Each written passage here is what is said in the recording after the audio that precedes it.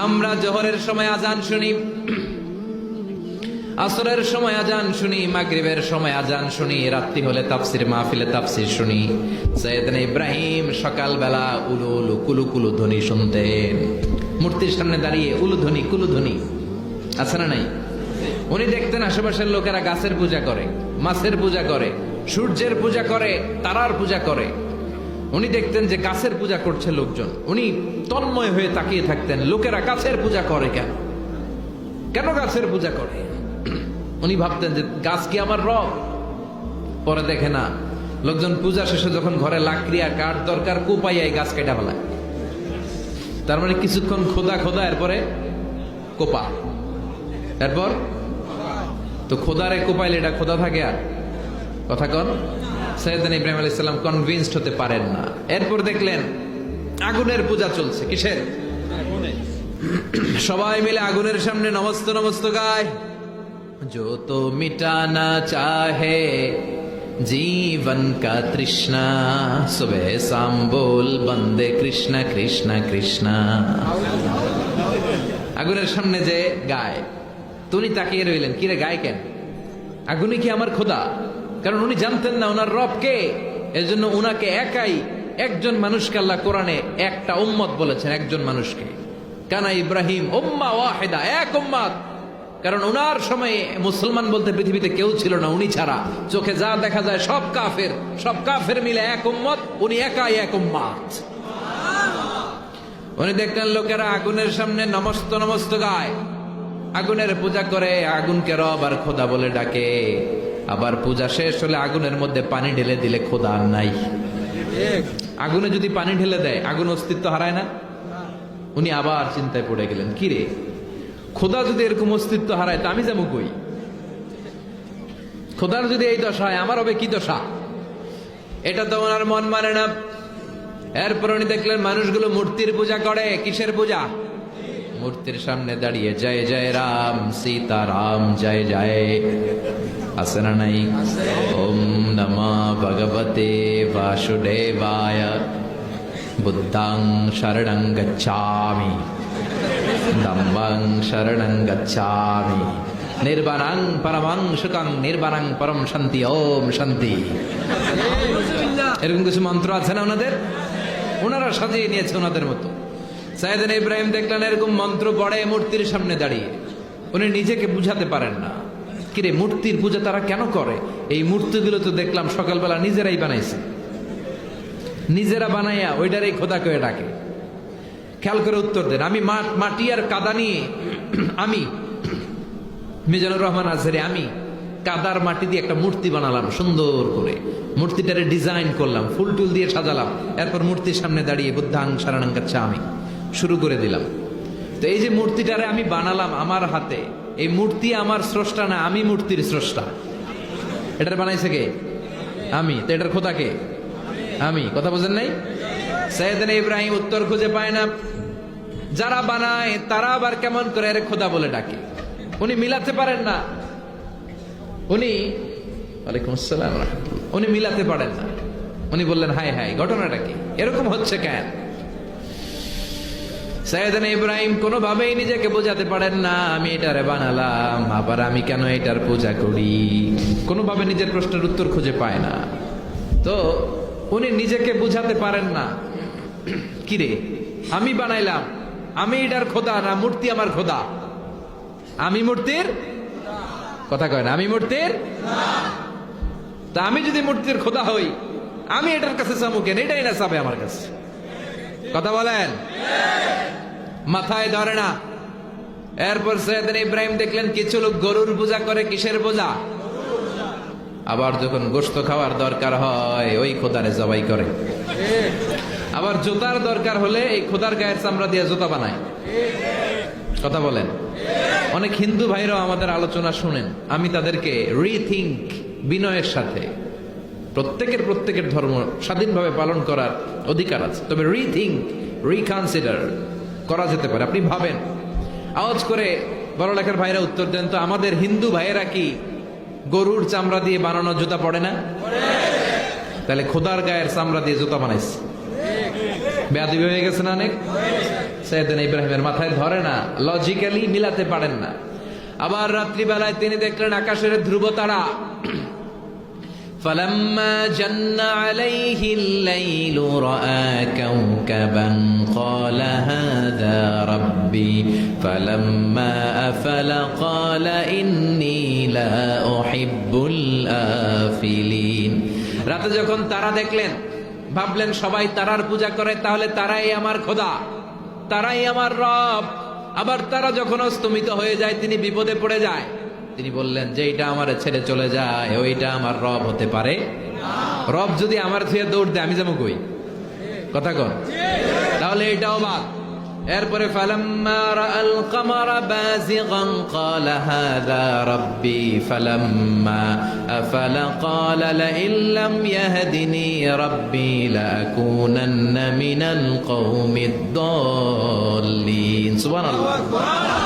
কিভাবে একটার পর একটা বোঝাপড়া করে তিনি এগিয়েছেন। এরপরে যখন পূর্ণিমার চাঁদ দেখলেন ওইটা আরো উজ্জ্বল, আরো জল জ্বলে, আরো চমৎকার, ওইটা দেখে উনি ভাবলেন তাহলে মনে হয় এটাই আমার রব। আবার চাঁদ যখন অস্তমিত হয়ে যায় তিনি বললেন আমার রব যদি আমারে পথ না দেখায় আমি পথ খুঁজে পাবো? আমি যদি কোনোদিন পথ ভুলে যাই হাতছানি দিয়ে কাছে নিও, মমতার বন্ধনে আমায় বেঁধে সব ভুল ক্ষমা করে দিও। পড়ে না আমিন? চাঁদকেও বাদ দিলেন। এবার সকালে উঠল সূর্য।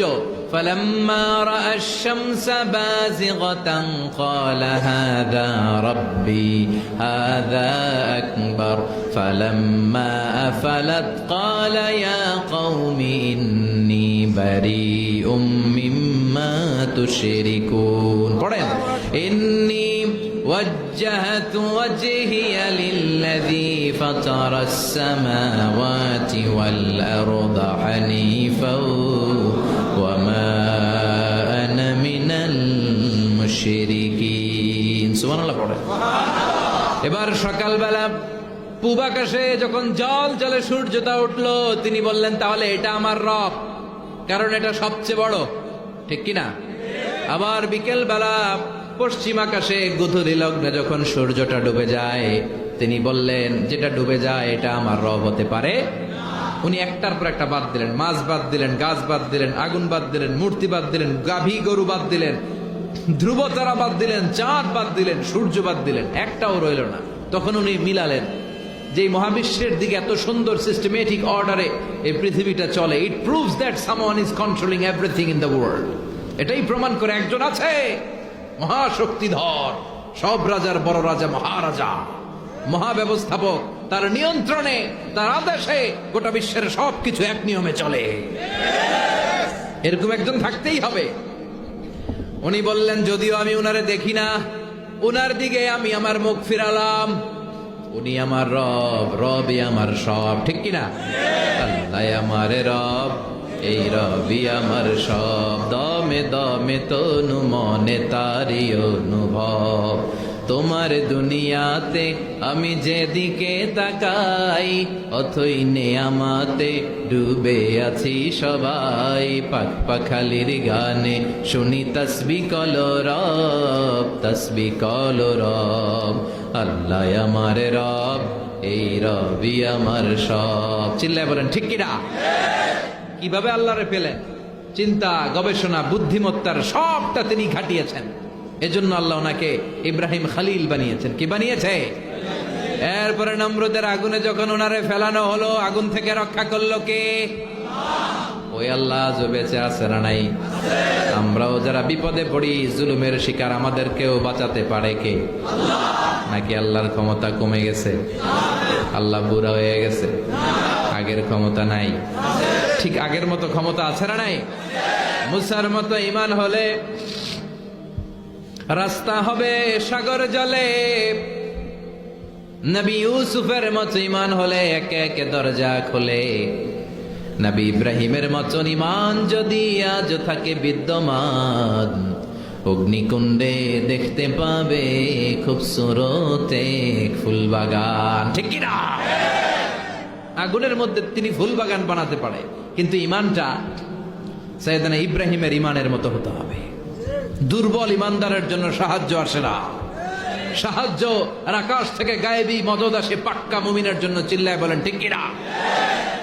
যে ইমান প্রয়োজনে জ্বলে ওঠে না,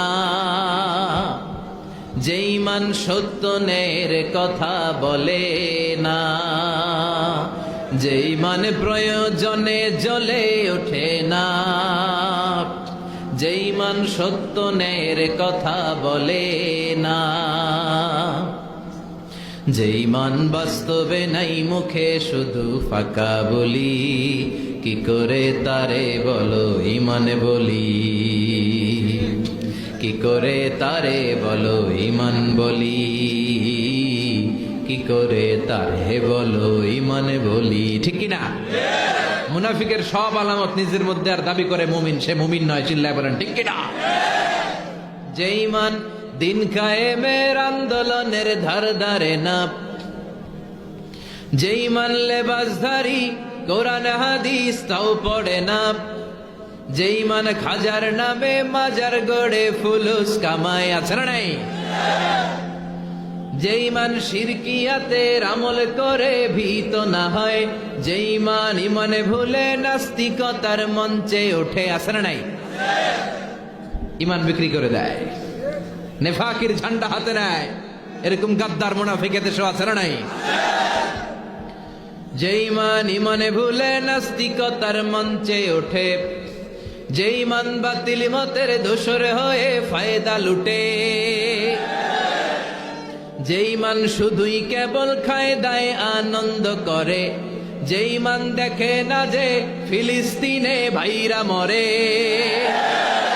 যে ইমান ময়দানে নাই মুখে শুধু ফাঁকা বলি, কি করে তারে বলো ইমান বলি, কি করে তারে বলো ইমান বলি, কি করে তারে বলো ইমান বলি। ঠিক কি না? ইমান হতে হবে পাকা ইমান, ইমান হতে হবে ইমানের মতো ইমান, যে ইমান প্রয়োজনে জ্বলে উঠবে ইমানের বলে। চিল্লায় বলেন ঠিক কি না?